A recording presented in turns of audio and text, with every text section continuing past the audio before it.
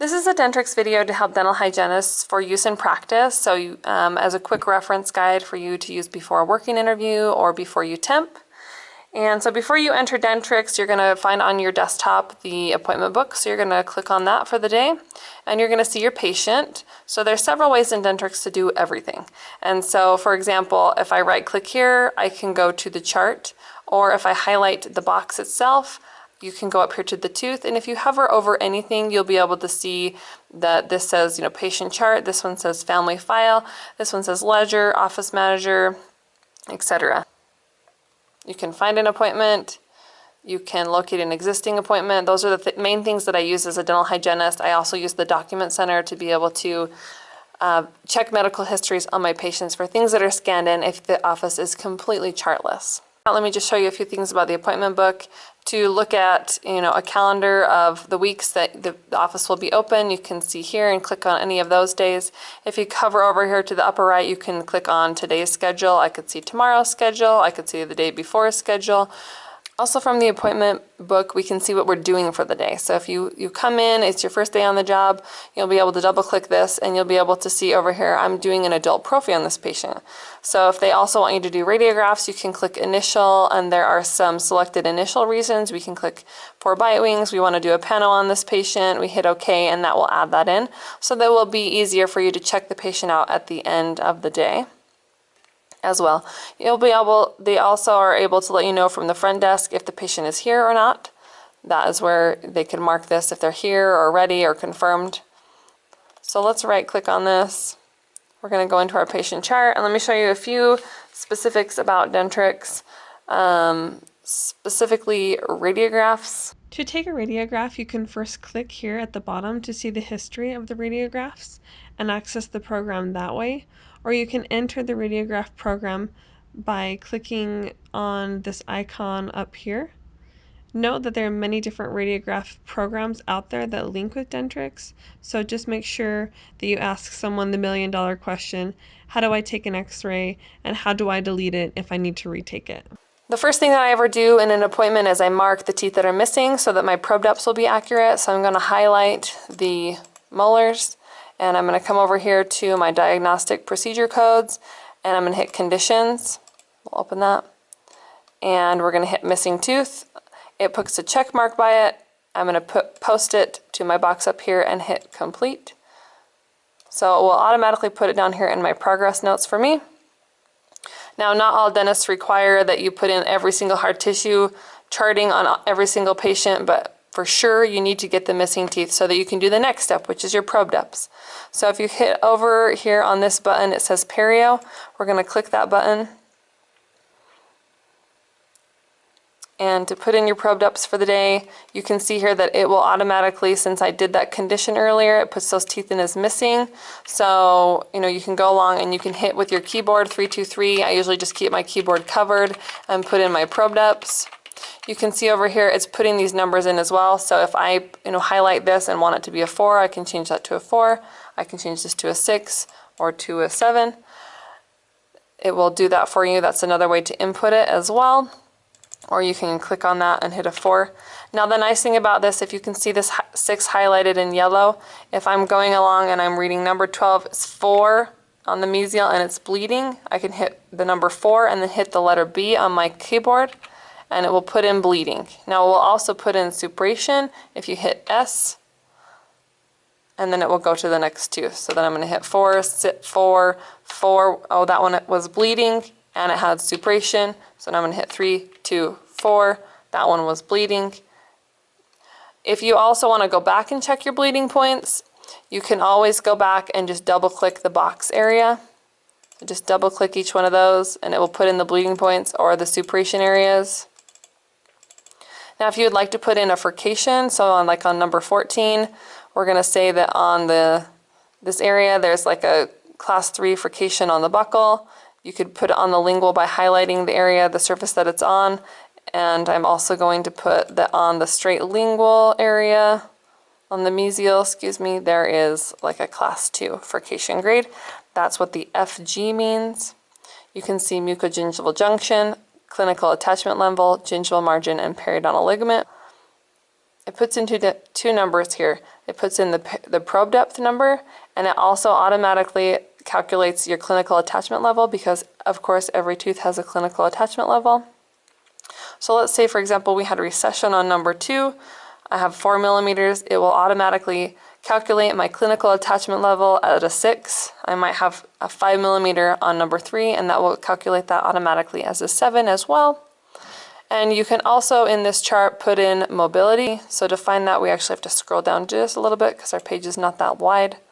And you can hit the mobility grade on the 2. So let's say that it's a class 3, and it will put it in PMB. You can also track the plaque level on that specific tooth for a biofilm index, and you can also track bone loss if you choose to do that as well, if there's a specific area that's you're noticing loses lots of bone.